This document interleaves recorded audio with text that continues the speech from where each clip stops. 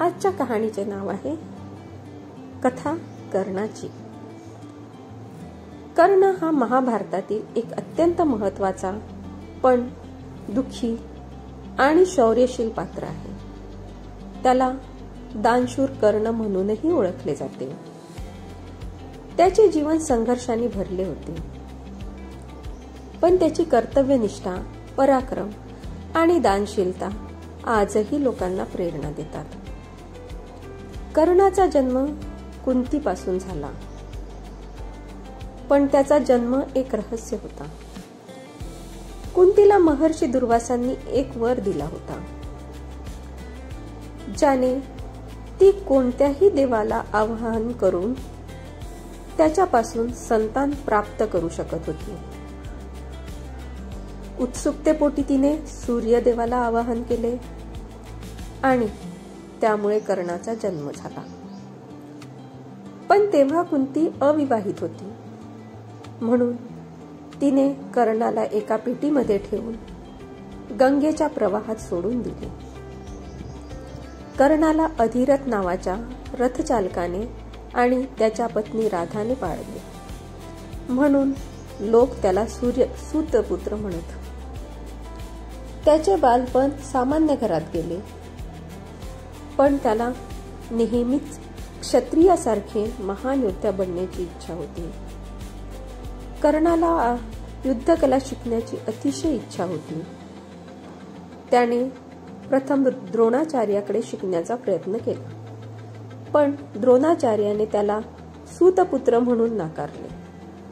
नंतर त्याने स्वतःला ब्राह्मण म्हणून ओळख देऊन परशुरामांकडून युद्धविद्या शिकली.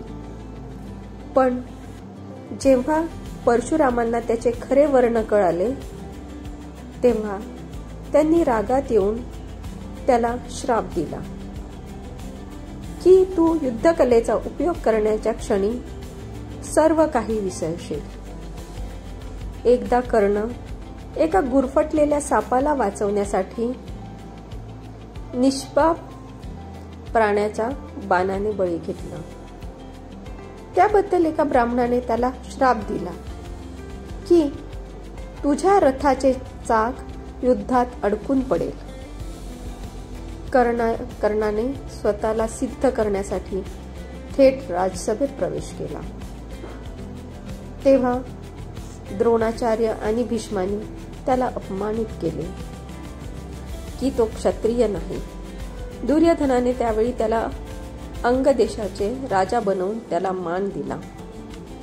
त्यामुळे कर्ण दुर्योधनाचा घनिष्ठ मित्र झाला आणि संपूर्ण जीवनभर त्याच्यावर निष्ठा ठेवली.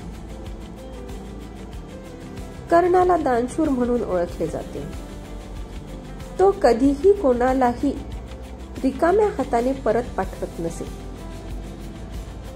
श्रीकृष्ण आणि इंद्राने सुद्धा त्याची परीक्षा घेतली. इंद्राने ब्राह्मणाच्या वेशात येऊन त्याच्याकडून त्याचे कवच आणि कुंडले मागितले.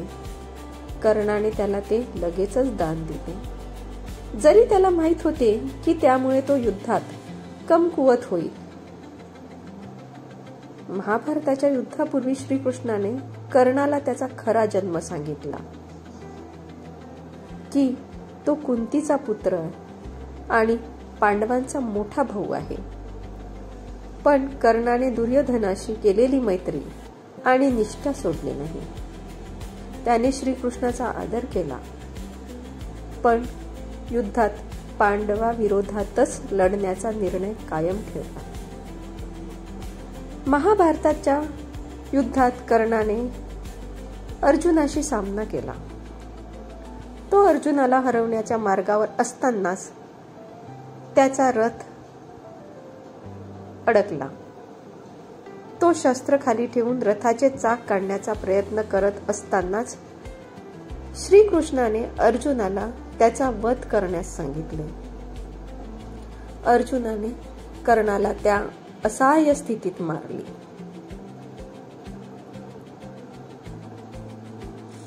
शिकवण. आजच्या कथेतून आपल्याला कर्णाचे जीवन हे निष्ठा, त्याग, संघर्ष आणि अन्यायाविरुद्ध लढ्याचे प्रतीक आहे. त्याचे पात्र आपल्याला शिकवते की कितीही कठीण प्रसंग आले तरी माणसाने आपले आदर्श आणि कर्तव्य सोडू नयेत. कर्ण जरी युद्धात हरला तरी तो इतिहासात एक अजरामर योद्धा ठरला.